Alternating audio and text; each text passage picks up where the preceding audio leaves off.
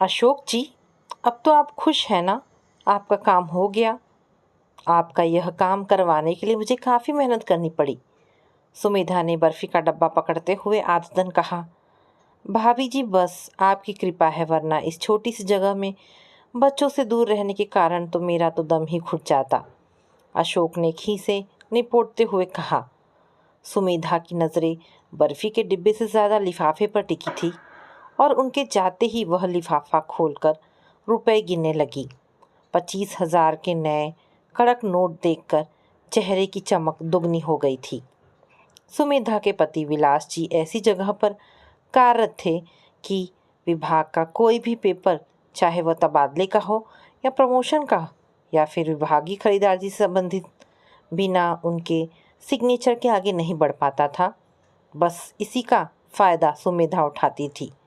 शुरू में विलास सुमेधा की ऐसी हरकतों पर गुस्सा हो जाया करते थे, बार बार मना करते थे, आदर्शों की दुहाई देते थे, पर लोग थे कि उनके सामने दाल ना गलती देख घर पहुंच जाया करते थे और सुमेधा उनका काम करवाने के लिए उन पर दबाव बनाती।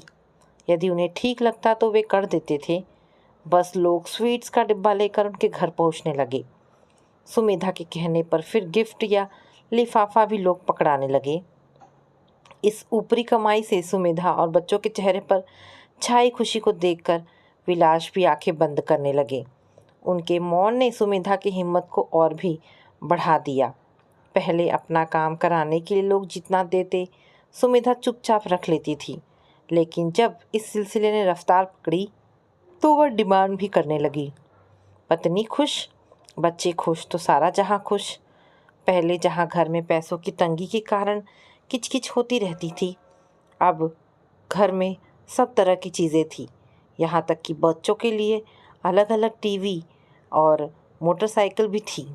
सुमेधा जब अपनी महंगी साड़ियाँ और जेवरों का प्रदर्शन क्लब या किटी पार्टी में करती तो औरतों में फुसफुसाहट होती थी, पर किसी का सीधे कुछ भी कहने का हिम्मत नहीं होता था।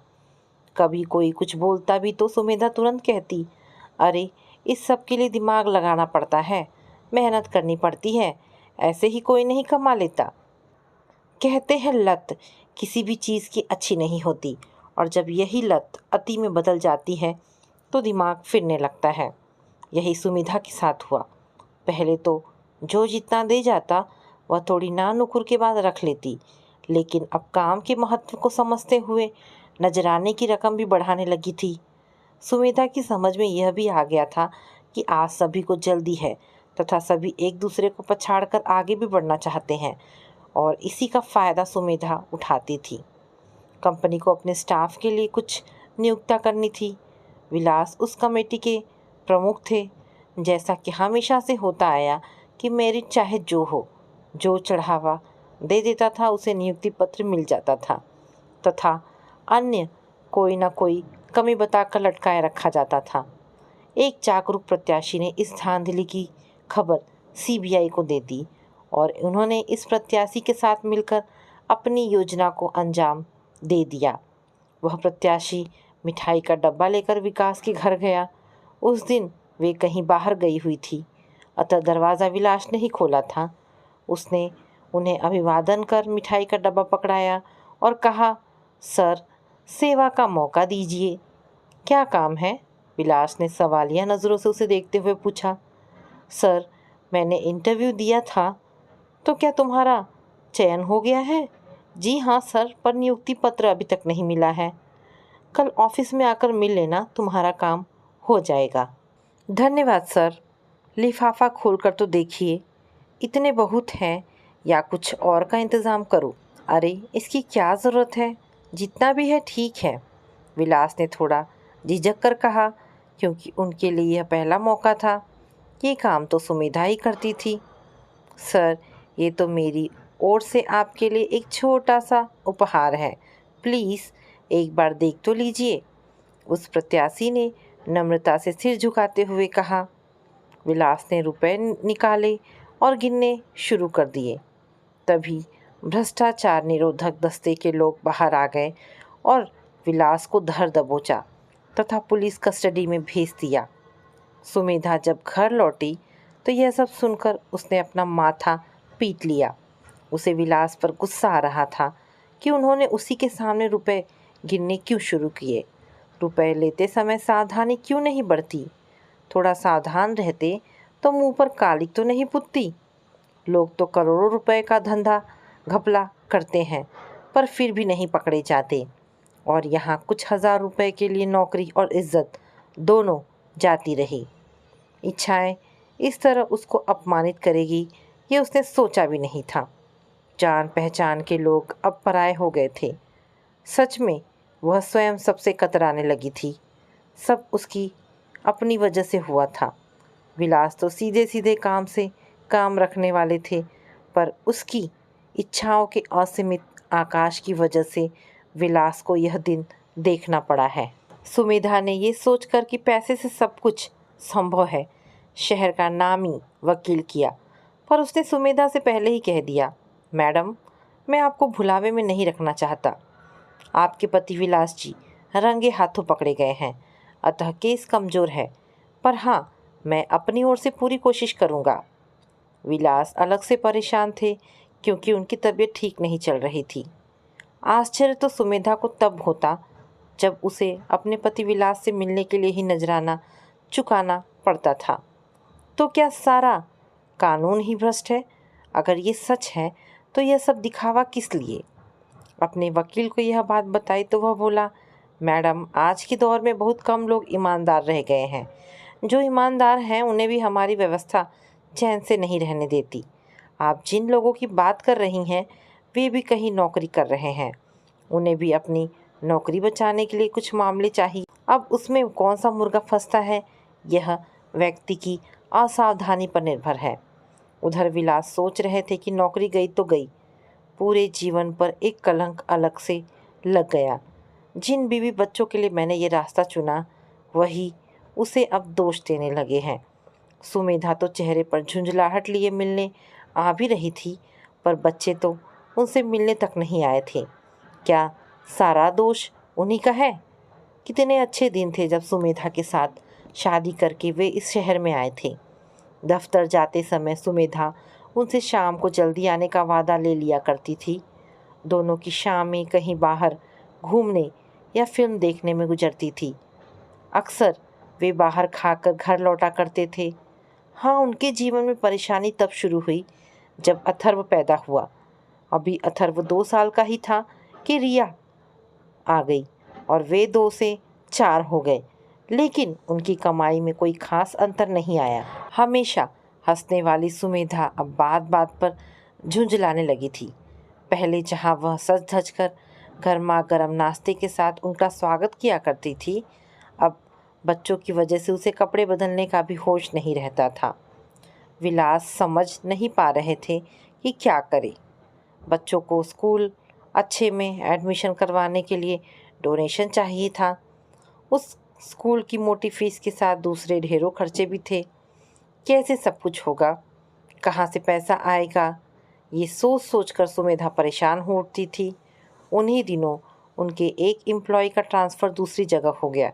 उसने विलास से निवेदन किया तो उन्होंने अपने प्रभाव का इस्तेमाल कर उसका ट्रांसफ़र रुकवा दिया था। इस खुशी में वह मिठाई के साथ 5,000 रुपये भी घर दे गया। अब सुमेधा उनसे इस तरह के काम करवाने का आग्रह करने लगी थी। शुरू में तो वह झिझके भी, पर धीरे धीरे झिझक दूर होती गई और वह भी आदी हो गए थे। ऊपर की कमाई के पैसों से सुमेधा के चेहरे पर आई चमक उन्हें सुकून पहुंचा जाती थी। साथ ही बच्चों की ज़रूरतें भी पूरी होने लगी थी। खूब धूमधाम से उन्होंने पिछले साल ही रिया की शादी की थी। अथर्व भी इसी वर्ष MBA कर मल्टीनेशनल कंपनी में लगा है।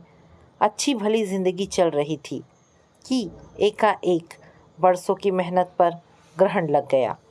तब विलास को भी लगने लगा था कि भ्रष्टाचार तो हर जगह है, अगर वह भी थोड़ा बहुत कमा लेते हैं तो उसमें क्या बुराई है।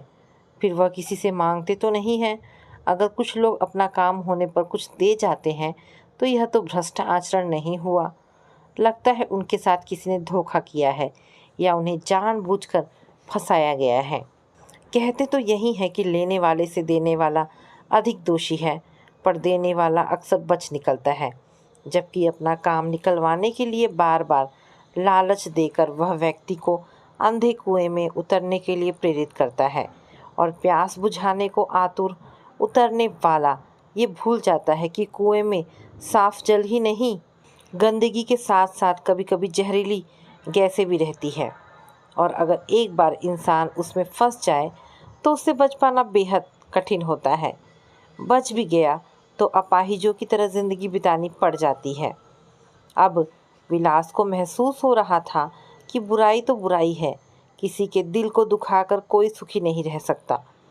उन्होंने अपना सुख तो देखा, पर जिसे अपने सुखों में कटौती करनी पड़ी उन पर क्या बीतती होगी, इस पर तो उनका ध्यान ही नहीं गया था। मानसिक द्वंद्व के कारण विलास को दिल का दौरा पड़ गया था। सीबीआई ने अपने हॉस्पिटल में ही उन्हें एडमिट कराया, किंतु हालत सुधरने के बजाय बिगड़ती ही जा रही थी। सुमेधा, जो इस घटना के लिए, सारी परेशानी के लिए उन्हें ही दोषी मानती रही थी, उनकी बिगड़ी हालत देखकर परेशान हो उठी। पहले जब सुमेधा ने विलास की बिगड़ती हालत पर सीबीआई का ध्यान आकर्षित किया था तो उनमें से एक ने हंसते हुए कहा था, डोंट वरी मैडम, सब ठीक हो जाएगा। यहाँ आने पर सबकी तबीयत खराब हो जाती है। उस समय उसकी शिकायत पर किसी ने ध्यान नहीं दिया, लेकिन दूसरे दिन जब वह मिलने गई तो विलास को सीने में दर्द से तड़पते पाया। सुमेधा से रहा नहीं गया और वह सीबीआई के सीनियर ऑफिसर्स के कैबिन में दंदनाती हुई घुस गई तथा गुस्से में बोली, आपकी स्टडी में अगर विलास की मौत हो गई तो लापरवाही के लिए मैं आपको छोड़ूंगी नहीं। आखिर कैसे हैं आपके डॉक्टर जो सच्चाई और नाटक में अंतर नहीं कर पा रहे हैं। सुमेधा की बातें सुनकर वह सीनियर अधिकारी विलास के पास गया और उनकी हालत देखकर उन्हें सिटी हॉस्पिटल में शिफ्ट कर दिया गया, पर तब तक देर हो चुकी थी। डॉक्टर ने विलास को एडमिट तो कर दिया, पर अभी वह खतरे से खाली नहीं थे। रोते रोते सुमेधा की आंखें सूज गई थी। कोई भी तो उसका अपना नहीं था। ऐसे समय बच्चों ने भी शर्मिंदगी जताते हुए आंखें फेर ली थी। इस दुख की घड़ी में बस उसकी बड़ी बहन महिमा जब तक उससे मिलने आ जाया करती थी, जो बहन को समझा बुझाकर कुछ खिला जाया करती थी। सुमेधा टूट एवं थक चुकी थी। जाती भी तो जाती कहाँ। घर अब वीरान खंडहर बन चुका था, अतः वह वहीं हॉस्पिटल में स्टूल पर बैठे पति को एकटक निहारती रहती थी। विलास को सांस लेने में शिकायत होने पर ऑक्सीजन की नली लगाई गई थी। सदमा इंसान को इस हद तक तोड़ सकता है, आज उसे महसूस हो रहा था। विलास की हालत देखकर सुमेधा परेशान हो जाती, पर कर भी क्या सकती थी। विलास की यह हालत भी तो उसी के कारण हुई है। मन में हलचली मची हुई थी, तर्क वितर्क चल रहे थे। कभी विलास को इतना असहाय उसने महसूस नहीं किया था। दोनों बच्चे अपनी अपनी दुनिया में मस्त थे। विलास की गिरफ्तारी की खबर सुनकर उन दोनों ने अफसोस करना तो दूर, शर्मिंदगी जताते हुए किनारा कर लिया था। पर बीमार विलास को देखकर रहा नहीं गया तो एक बार फिर उनकी बीमारी के बारे में उसने बच्चों को बताया। रिया ने रटी रटाई लाइन दोहरा दी थी, मम्मी मैं नहीं आ सकती। पापा की वजह से मैं अपने ससुराल वालों से नज़र नहीं मिला पा रही हूँ। आखिर पापा को ऐसा करने की ज़रूरत ही क्या थी। आना तो दूर, कुछ ऐसी ही प्रतिक्रिया अथर्व की भी थी। सुमेधा समझ नहीं पा रही थी कि क्या करे। बच्चों के मन में पिता के प्रति बनी छवि ध्वस्त हो गई थी, पर क्या वह नहीं जानते थे विलास के इतने कम सैलरी में तो उनकी सुरसा की तरह रोज बढ़ती ज़रूरतें व ख्वाहिशें पूरी नहीं हो सकती थी। सुमेधा को अपनी कोख से जन्मी संतानों से घृणा होने लगी थी। कितने स्वार्थी हो गए हैं दोनों। पापा, उन्हें अपनी मम्मी की भी चिंता नहीं रही। उस माँ की जिसने उनके अरमानों को पूरा करने के लिए हर संभव कोशिश किए, उन्हीं के लिए गलत रास्ता अपनाया, हर सुख सुविधा दी, अच्छे से अच्छे स्कूल में एजुकेशन दिलवाई, धूमधाम से शादी किया। यहाँ तक कि दहेज में रिया को जब कार दी थी तब तो उसने नहीं पूछा कि मम्मी इतना सब कैसे कर पा रही हो। तुम बच्चों को क्यों दोष दे रही हो सुमेधा, उसके मन ने उससे पूछा। उन्होंने तो वही किया जिसके वह अभ्यस्त रहे थे। जैसे माहौल में तुमने उन्हें पाला वैसे ही वह बनते गए। क्या तुमने कभी किसी कमी का एहसास उन्हें कराया, तंगी में रहने की शिक्षा दी? विलास तो आदर्शवादी रहे थे, चोरी छिपे किए तुम्हारे काम से गुस्सा भी हुए थे। तब तो तुम ही कहा करती थी कि मैं सिर्फ इतनी सी सैलरी में घर का खर्च नहीं चला सकती। तुम तो कुछ नहीं कर रहे हो, जो भी कर रही हूँ वह मैं कर रही हूँ, और हम मांग तो नहीं रहे। अगर थोड़ा बहुत कोई अपनी खुशी से दे जाता है तो आपको क्यों बुरा लगता है? अपनी अंतरात्मा की आवाज़ सुन वह बोल पड़ी। पर मैं ऐसा तो नहीं चाहती थी। ठीक है, तुम ऐसा नहीं चाहती थी, पर क्या तुम्हें पता नहीं था कि जो जैसा करता है उसका फल उसे भुगतना ही पड़ता है? अपनी आत्मा के साथ हुए वाद विवाद से अब सुमेधा जी को एहसास हो गया था कि उसी ने बुराई को रास्ता दिया था। विलास के विरोध करने पर झगड़े होते, पर अंततः जीत उसकी ही होती। विलास चुप हो जाते। फिर घर में खुशी के माहौल को देखकर वह भी उसी के रंग में रंगते गए। अगर वह विलास को मजबूर नहीं करती, उनकी सीमित आय में ही घर चलाती और बच्चों को भी वैसी ही शिक्षा देती, तो आज विलास का यह हाल ना होता। कहीं ना कहीं विलास के इस हाल के लिए वही दोषी है।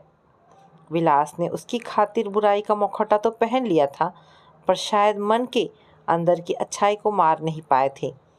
तभी तो अपनी छीछा लेदर बर्दाश्त नहीं कर पाए और बीमार पड़ गए। पर अब पछताए होत क्या, जब चिड़िया चुग गई खेत। विलास की हिचकी ने उसके मन में चल रहे अंधड़ को रोका। उन्हें तड़पते देखकर वह डॉक्टर को बुलाने भागी, और जब तक डॉक्टर आए तब तक सब खत्म हो चुका था। उसकी ख्वाहिशों के आकाश ने उसका घर संसार उजाड़ दिया था। खबर सुनकर महिमा भागी भागी आई और उसे देखते ही सुमेधा चित्कार कर उठी। विलास की मौत के लिए मैं ही जिम्मेदार हूँ, मैं ही उनकी हत्यारिन हूँ। निर्दोष थे वे, मेरे लालच की सज़ा उन्हें मिली। मैं ही दोषी हूँ बहन, मैं ही दोषी हूँ। सुमेधा का मर्मभेदी प्रलाप सुनकर महिमा समझ नहीं पा रही थी कि कैसे उसे संभाले। वास्तविकता का एहसास एक न एक दिन सबको होता है, पर यहाँ देर हो गई थी। आज सुमेधा आत्मग्लानि में डूबी जा रही थी।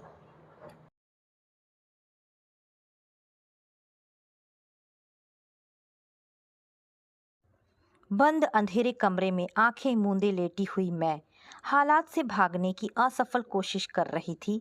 शाम के प्रोग्राम में तो जाने से बिल्कुल ही मना कर दिया। नहीं, अभी मैं शरीर से मन से उतनी ठीक नहीं हुई हूँ कि वहाँ जा पाऊँ। तुम लोग जाओ। यश के सिर पर हाथ फेरते हुए मैंने कहा, मेरा आशीर्वाद तो तुम्हारे साथ ही है और हमेशा रहेगा। सचमुच मेरा आशीर्वाद तो था ही उसके साथ, वरना सोचकर ही मेरा सर्वांग सिहर उठा। शाम हो गई थी। नर्स ने आकर कहा, माँ जी, साहब को जो पुरस्कार मिलेगा ना, उसे टीवी पर दिखलाया जा रहा है। मैडम ने कहा है कि आपके कमरे का टीवी चालू कर दूं, और बिना जवाब के इंतज़ार किए वह टीवी चालू करके चली गई। शहर के लोकल टीवी चैनल पर यश के पुरस्कार समारोह का सीधा प्रसारण हो रहा था। स्टेज पर यश शहर के जाने पहचाने लोगों के बीच हंसता खिलखिलाता बैठा था। सुंदर तो वो था ही, पूरी तरह यूनिफॉर्म में लैस उसका व्यक्तित्व पद की गरिमा और कर्तव्यपरायणता के तेज से चमक रहा था। स्टेज के पीछे एक बड़े से पोस्टर पर यश के साथ साथ मेरी भी तस्वीर लगी थी। स्टेज के नीचे पहली लाइन में राजीव जी, बहू, बच्चे सब खुशी से चहक रहे थे। लेकिन चाह कर भी मैं वर्तमान के इस सुखद वातावरण का आनंद नहीं ले पा रही थी। मेरी चेतना ने जबरन खींचकर मुझे 37 साल पीछे मायके के आंगन में पटक दिया। चारों तरफ गहमा गहमी सजता हुआ मंडप, गीत गाती औरतें पीली धोती में इधर उधर भागते बाबूजी, चिल्लाते चिल्लाते बैठे गले से भाभी को हिदायतें देती अम्मा, और कमरे में सहेलियों के गूंजते ठहाके के बीच मुस्कुराती, अपने आप पर इठलाती सजी सवरी मैं। सबसे आखिरी बेटी की शादी थी घर की। फिर अमर जी तो मेरी सुंदरता पर रिझ अपने भैया भाभी के खिलाफ जाकर बिना दान दहेज के ये विवाह कर रहे थे। इसी कारण बाबूजी लेन देन में, स्वागत सत्कार में कोई भी कोर कसर नहीं छोड़ना चाहते थे। विवाह के बाद 3-4 दिन ससुराल में रहकर मैं अमर जी के साथ ही बिलासपुर आ गई।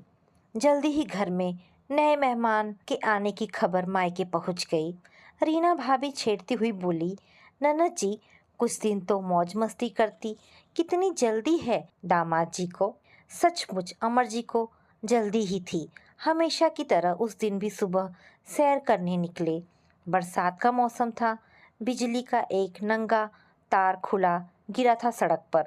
पैर पड़ा और पल भर में सब कुछ खत्म। अम्मा बाबूजी जिस बेटी को विदा करके ऋण मुक्त हुए थे, उसी बेटी का भार एक अजन्मे बच्चे के साथ फिर उन्हीं के सिर पर आ पड़ा। ससुराल में सास ससुर तो थे नहीं, जेठ जेठानी वैसे भी इस शादी के विरुद्ध थे। क्रियाक्रम के बाद एक तरह से जबरदस्ती ही मैं वहाँ रहने को मजबूर थी। सुंदरता नहीं, काल है। यह एक को खा गई, पता नहीं अब किस पर कहर बरसाएगी।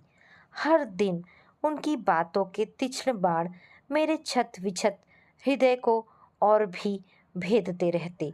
मन तो टूट ही चुका था, शरीर भी एक जीव का भार वहन करने से चूक गया। 7वें महीने ही 1 किलो के अनुज का जन्म हुआ। जेठ जी साफ मुकर गए। 7वें महीने में ही बेटा जना है। पता नहीं अमर का है भी या नहीं। एक भाई था, वह गया। अब और किसी से मेरा कोई रिश्ता नहीं। सब ये समझ रहे थे कि हिस्सा ना देने का यह एक बहाना है।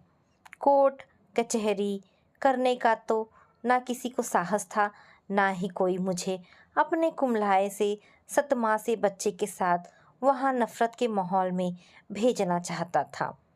1 साल तो अनुज को स्वस्थ करने में ही लग गया। फिर मैंने अपनी पढ़ाई की डिग्रियों को खोज कर निकाला। पहले प्राइमरी, बाद में मिडिल स्कूल में पढ़ाने लगी। मायका आर्थिक रूप से इतना ठीक नहीं था कि हम 2 जान बेहिचक आश्रय पा सकें। महीने की पूरी कमाई बाबूजी को सौंप देती। वे भी जानबूझकर पैसा भाइयों के सामने लेते ताकि बेटे यह ना समझे कि बेटी भार बन गई है। अपने जेब खर्च के लिए घर पर ही ट्यूशन पढ़ाती। अम्मा की सेवा का असर था कि अनुज अब डोल डोल कर चलने लगा था। इसी बीच मेरे विद्यालय के प्रधानाध्यापक थे, जिनके बड़े भाई प्यार में धोखा खाकर आजीवन कुंवारे रहने का निश्चय कर जीवन व्यतीत कर रहे थे। जबलपुर में एक अच्छे पद पर कार्यरत थे। उन्हें सहयोगी ने मेरी कहानी सुनाई। वे इस कहानी से द्रवित हुए या मेरी खूबसूरती पर मोहित हुए, पता नहीं, लेकिन आजीवन कुंवारे रहने की उनकी तपस्या टूट गई। वे विवाह करने को तैयार थे, लेकिन अनुज को अपनाना नहीं चाहते थे। मैं शादी के लिए ही तैयार नहीं थी। अनुज को छोड़ना तो बहुत दूर की बात थी। अम्मा बाबूजी थक गए थे। वे असमंजस में थे। उन्हें मेरे भविष्य को लेकर बहुत चिंतित रहते थे। वे लोग मेरा भविष्य सुनिश्चित करना चाहते थे। भाइयों के भरोसे बेटी को नहीं रखना चाहते थे। बहुत सोच समझकर उन्होंने मेरे विवाह का फैसला लिया। अनुज को उन्होंने कानूनन अपना तीसरा बेटा बनाने का आश्वासन दिया। राजीव जी ने भी मिलने मिलाने पर कोई पाबंदी नहीं लगाई। इस प्रकार मेरे काफ़ी प्रतिरोध, रोने चिल्लाने के बावजूद मेरा विवाह राजीव जी के साथ हो गया। मैंने अपने सारे जेवर, अमर जी की मृत्यु के बाद मिले रुपए अनुज के नाम पर कर अपनी ममता का मोल लगाना चाहा। एक आशा थी कि बेटा अम्मा बाबूजी के पास है, जब चाहूँगी मिलती रहूँगी। लेकिन जो चाहो वो होता कहाँ है। शुरुआत में तो आती जाती रही, 8-10 दिन में ही। चाहती अनुज को 8 जन्मों का प्यार दे डालूं। उसे गोद में लेकर दुलारती, रोती बिलखती, खिलौनों से उपहारों से उसको लाद देती। वह मासूम भी इस प्यार दुलार से अभिभूत, रिश्तों के दांव पेच से अनजान खुश होता। सुजीत भैया के बच्चों के साथ साथ मुझे बुआ पुकारता। धीरे धीरे मायके आना जाना कम होता गया। यश के होने के बाद तो राजीव जी कुछ ज़्यादा ही कठोर हो गए। सख्त हिदायत थी कि अनुज के बारे में कभी भी उसे कुछ नहीं बतलाया जाए। मायके में भी मेरे साथ यश को कभी नहीं छोड़ते। मेरा मायके जाना भी लगभग बंद हो गया था। शायद वो अपने बेटे को मेरा खंडित वात्सल्य नहीं देना चाहते थे। फ़ोन का ज़माना नहीं था। महीने 2 महीने में पत्र आता। अम्मा बीमार रहने लगी थी। सुजीत भैया दूसरे शहर में बस गए। छोटे भाई आनंद का भी विवाह हो गया और जैसी आशा थी उसकी पत्नी माया को बड़े बूढ़े और एक बच्चे का बोझ तकलीफ देने लगा। अंत में अनुज को 12 साल की उम्र में ही धनबाद के बोर्डिंग स्कूल में डाल दिया गया। फासले बढ़ते जा रहे थे और रिश्ते खत्म होते जा रहे थे। एक एक करके अम्मा बाबूजी दोनों का निधन हो गया। अम्मा के श्राद्ध में अनुज आया था। लंबा दुबला पतला अमर जी की प्रतिमूर्ति। दिल चाहता खींचकर उसे सीने से लगा लूं, खूब प्यार करूं, लेकिन अब उसे रिश्तों का ताना बाना समझ में आ चुका था। वो गुमसुम उदास और अलग थलग रहता। बाबूजी के निधन के बाद उसके प्यार दुलार स्नेह का एकमात्र स्रोत नानी ही थी। वह स्रोत भी अब सूख चुका था। अब उसे मेरी ज़रूरत थी। मैं भी अनुज के साथ कुछ दिन रहना चाहती थी। अपने प्यार स्नेह अपनी ममता से उसके जख्म को सहलाना चाहती थी। लेकिन राजीव जी के गुस्सैल स्वभाव व जिद के आगे मैं फिर हार गई। यश को पड़ोस में छोड़कर आई थी। उसके एग्ज़ाम चल रही थी। जाना भी ज़रूरी था, लेकिन वापस लौटकर एक दर्द की टीस संग लाई थी। इस दर्द का साझेदार भी किसी को बना नहीं पाती। जब यश को दुलारती तो अनुज का चेहरा दिखता। यश को हंसता देखती तो अनुज का उदास सूखा सा चेहरा आंखों पर आंसुओं की परत बिछा जाता। उसके बाद अनुज का आना बहुत कम हो गया। छुट्टियों में भी वह घर नहीं आता। महीने 2 महीने में आनंद मेरा छोटा भाई ही उससे मुलाकात कराता। वो कहता, दीदी मुझे उसकी बातों में एक अजीब सा आक्रोश नज़र आता है। कभी सरकार के खिलाफ, कभी परिवार के खिलाफ और कभी समाज के खिलाफ। इस महीने जब उससे मिलने गया था तो वह कह रहा था, मामा जी जिस समाज को आप सभ्य कहते हैं ना, वह एक निहायत ही सड़ी गली हुई व्यवस्था है। यहाँ हर इंसान दुगला है। बाहर से अच्छाई का आवरण ओढ़कर अंदर ही अंदर किसी का हक, किसी की जायदाद, किसी की इज्जत हथियाने में लगा रहता है। मैं इन सबको बेनकाब कर दूंगा। ये आदिवासी लोग भोले भाले हैं। यही भारत के मूल निवासी हैं और यही सबसे ज़्यादा उपेक्षित हैं। मैं उन्हें जागृत कर रहा हूँ अपने हक के प्रति। अगर मिलता नहीं है तो छीन लो। ये समाज कुछ देने वाला नहीं है। प्रगति के उत्थान के नाम पर भी इनका दोहन ही हो रहा है। इनके साथ साथ जंगल जो इनका आश्रयदाता है, जिस पर ये लोग आर्थिक रूप से भी निर्भर हैं, उसका व उसमें पाई जाने वाली औषधियों वनोपात सबका दोहन हो रहा है। अगर यही हाल रहा तो ये जनजाति ही खत्म हो जाएगी। मैं ऐसा नहीं होने दूंगा। अचानक एक दिन खबर आई कि अनुज लापता है। आनंद ने उसे ढूंढने में जी जान लगा दिया। मैं भी एक सप्ताह तक धनबाद में उसके कमरे में डटी रही। उसके कपड़े किताबें सहेजती, उसके अंतस की थाह तलाशती रही। दोस्तों ने बतलाया कि उसके लिए घर से जो भी पैसा आता उसे वह गांव वालों में बांट देता। उन्हें पढ़ाता, उनका इलाज करवाता, उनके बच्चों के लिए पुस्तकें, कपड़े, दवा, खिलौने लेकर जाता, उनके साथ गिल्ली डंडा, हॉकी खेलता। अपने परिवार से मिली उपेक्षा, माता पिता के प्यार की प्यास ने ही उसे उन आदिवासियों की तरफ आकर्षित किया। उन भोले भाले लोगों का निश्चल प्रेम उसके अंदर अपनों के प्रति धधक रहे आक्रोश को शांत करता और इसी कारण उन लोगों के प्रति एक कर्तव्य भावना जागृत हुई, जो धीरे धीरे नक्सलवाद की तरफ बढ़ती चली गई। अनुज का कुछ पता नहीं चला। वहां से लौटने पर पहली बार राजीव जी से जमकर लड़ी थी। आपके कारण मेरा बेटा चला गया। आपको मैं कभी क्षमा नहीं करूंगी। क्या मैं सौतेली माँ थी कि आपको लगा अपने दोनों बेटों में भेदभाव करती? रही बात उसके खर्च की, तो उसके पास पैसों की कभी कमी नहीं थी। उसे केवल प्यार की प्यास थी, ममता की छांव चाहिए थी। वह भी मैं नहीं दे पाई। मेरा आंचल इतना छोटा नहीं था जिसमें केवल एक ही बेटे का सिर समा सकता था। एक माँ का आंचल तो इतना विशाल होता है कि एक या दो क्या धरती का हर बेटा आश्रय ले सकता है। आपको आपके किए की सज़ा ज़रूर मिलेगी। पता नहीं मेरे अंदर उस समय कौन सा शैतान घुस गया था कि मैं अपने बेटे के लिए अपने ही पति को श्राप दिए जा रही थी। राजीव जी को भी अपनी गलती का पछतावा था। शायद इसी कारण वे मेरी बातें चुपचाप सह गए। दिन महीने साल बीत गए। अनुज का कुछ पता नहीं चला।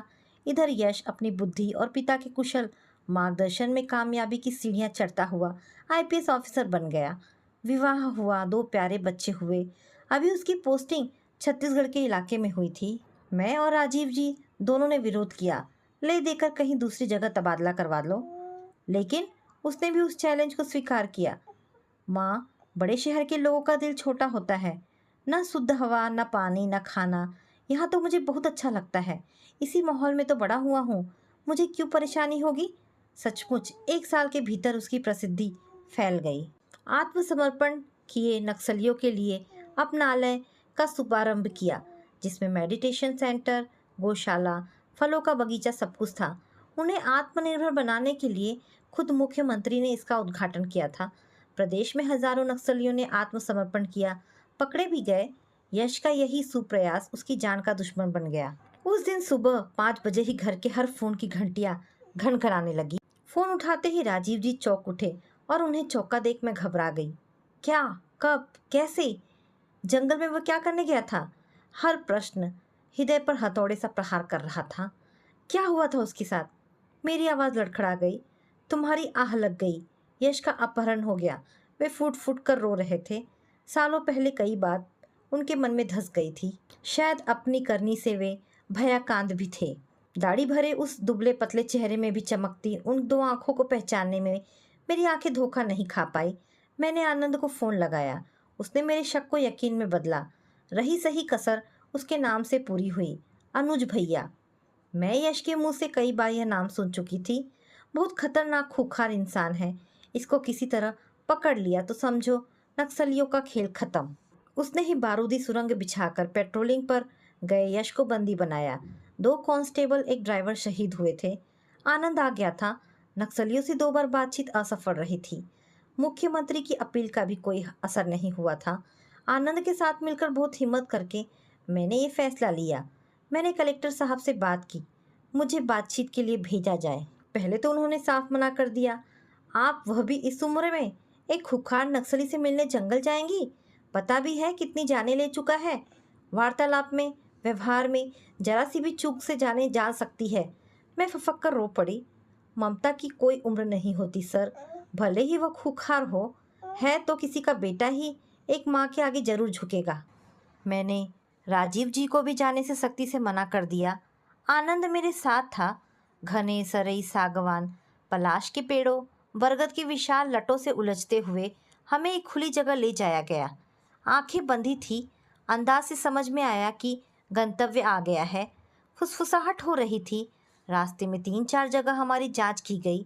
यहाँ फिर जांच हुई और पट्टी खोल दी गई। साफ सुथरी जगह में एक झोपड़ी नुमा घर था। उसी के सामने खाट पर अनुज बैठा था। मामा को देखते ही परिचय की कौंध सी चमकी, जो मुझे देखते ही विलुप्त हो गई। कितनी नफरत, कितनी घृणा, कितना आक्रोश था उन नज़रों में। कुछ देर की खामोशी के बाद उसने साथियों को आंखों से जाने का इशारा किया। अब सिर्फ हम 3 लोग ही थे। वह हमारी तरफ देखते हुए बोला, ओ, तो पुलिस वाला आपका बेटा है? कहिए, क्यों आई हैं? रिश्ते का कौन सा जख्म बचा है जिसे और खरोचने आई हैं? आप क्या सोचती हैं मैं उसे छोड़ दूंगा? कभी नहीं। अब तो और नहीं। मुझे जन्म देकर आपने जो पाप किया है उसकी सज़ा तो आपको भुगतनी ही पड़ेगी। आनंद कुछ कहने को आतुर हुआ, उसके पहले ही मैं उसके पैरों पर गिर पड़ी। मुझे सज़ा दो, गोलियों से भून दो, आजीवन बेड़ियों से जकड़कर अपने पास रखो, लेकिन उसे छोड़ दो। उसे मेरी गलती की सज़ा मत दो। मैं पापिन हूँ। तुमको अधिकार है, तुम अपने सारे कष्टों का, दुखों का बदला मुझसे ले लो। मैं विवश थी। तुमने एक गाय देखी है रस्सी में बंधी, जिसे उसका मालिक दूसरों के हाथों में थमा देता है? वो चुपचाप चल देती है दूसरे खूंटे से बंधने। नहीं, गाय से मत कीजिए तुलना। वह चिल्लाया। गाय तो अपने बच्चे के लिए खूंटा उखाड़कर भाग जाती है। आप तो वह भी नहीं कर पाई। एक मासूम बच्चे को तिल तिल कर जलते देखती रही। आपने एक पाप किया मुझे जन्म देकर। ये जिंदगी ही मेरे लिए नरक बन गई। जिस जिंदगी को आप संवार नहीं सकती थी, उसमें जान फूंकने का आपको कोई अधिकार नहीं था। उसका एक एक शब्द नफरत और तिरस्कार में लिपटा था। मैं गिड़गिड़ाने लगी। मैं कमज़ोर थी, सचमुच गाय से भी कमज़ोर। अनुज, मेरे बेटे में माफ़ी के भी काबिल नहीं। मैं मरना चाहती हूँ, वह भी तुम्हारे हाथों। तभी मुझे शांति मिलेगी बेटा। मुझे बंधक बना लो, लेकिन उसे छोड़ दो। वो तुम्हारा भाई है। खबरदार, भाई मत कहना। अगर यह वास्ता दोगी तो अभी जाकर उसे गोलियों से भून दूंगा। वह चिल्लाया। पहली बार उसके मुंह से मेरे लिए अनादर सूचक संबोधन निकले थे। वो तुम्हारा बेटा है, बस इतना ही जानता हूँ। जानते हैं मामा, वह आनंद की तरफ मुड़कर कह रहा था, नाना जी ने पता नहीं क्या सोचकर 16वीं जन्मदिन पर दिनकर की रश्मि रथी मुझे उपहार में दी थी। अक्सर जब मैं उदास होता उसे खोलकर बैठ जाता। ना जाने कितनी रातों की उदासी को मैंने अपने आंसुओं से धोआ है उसे पढ़ते हुए। कुंती कर्ण संवाद तो मुझे कंठस्थ थे। दुनिया तो उससे सदा सभी कुछ लेगी, पर क्या माता भी उसे नहीं कुछ देगी? लेकिन मामा, मैं कर्ण नहीं हूँ, मैं कर्ण नहीं बनूंगा। लोगों की नज़रों में एक क्रूर हत्यारा अनुज भैया अभी निर्विरोध मेरे सीने से लगकर फूट फूट कर रो रहा था। रात बीतने को थी। अचानक वह उठा, झोपड़ी के अंदर गया और कोई चीज आनंद को थमाई। फिर थोड़ी देर उसे कुछ समझाता रहा। आनंद पीछे की तरफ पहाड़ी की ओर चला गया। मैंने फैसला ले लिया था कि अब अनुज को छोड़कर नहीं जाऊंगी। मुझे किसी की चिंता नहीं थी, किसी का डर नहीं था। लेकिन अनुज ने मेरी बात सुनकर फिर उसी घृणित भाव से कहा, अब बहुत देर हो गई। यहाँ किसके साथ, किसके भरोसे रहेंगी? शेर, चीता और भालू के भरोसे? क्या आप जानती हैं, एसपी को छोड़ने के बाद मेरे साथी मुझे जिंदा छोड़ेंगे? कभी नहीं। उनके हाथों मरने से तो अच्छा है खुद ही। बात अचानक बीच में ही छोड़कर उसने मेरी आंखों पर पट्टी बांधी और एक जगह लाकर छोड़ दिया। फिर बोला, भागिए। मैं असमंजस में थी। आगे यश और आनंद दौड़ रहे थे, मैं भी उनके पीछे हाँफते हुए दौड़ने लगी। आनंद ने रुककर मुझे अपने आगे कर लिया। तभी पीछे से 2-3 राउंड गोली चलने की आवाज आई। आनंद चिल्लाया, यश गोली चलाओ, वे लोग हमारा पीछा कर रहे हैं। यश के पास बंदूक कहाँ होगी? मैं सोच ही रही थी कि सचमुच यश पीछे मुड़कर गोलियां दागने लगा। घबराकर मैं बेहोश हो गई। सुबह जब मेरी आंखें खुली, मैं हॉस्पिटल में थी। तालियों की गड़गड़ाहट सुनकर मैं वर्तमान में लौटी। शहर के मुख्यमंत्री जी यश को मेडल पहना रहे थे। यश की इस बड़ी उपलब्धि का सारा खोखलापन नजर आ रहा था। अंदर ही अंदर वह खोखलापन मुझे ही खोखला करता जा रहा था।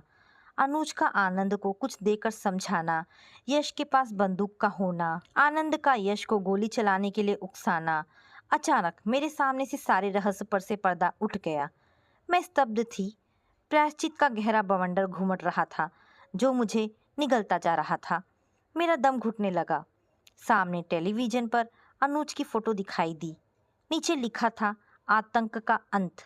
फिर मेरी बड़ी सी सुंदर तस्वीर दिखाई जाने लगी और शीर्षक था, ममता की विजय। मेरे पुत्र प्रेम और हिम्मत के कसीदे पढ़े जा रहे थे। लेकिन मुझे मेरा चेहरा धीरे धीरे विकृत फिर भयानक होता नजर आया। घबराकर मैंने पास रखे पेपर वेट को उठाकर टेलीविजन पर जोर से फेंका और दूसरी ओर लुढ़क गई। तो दोस्तों, ये कहानी यहाँ पर समाप्त होती है। आशा करती हूँ कहानी पसंद आई होगी।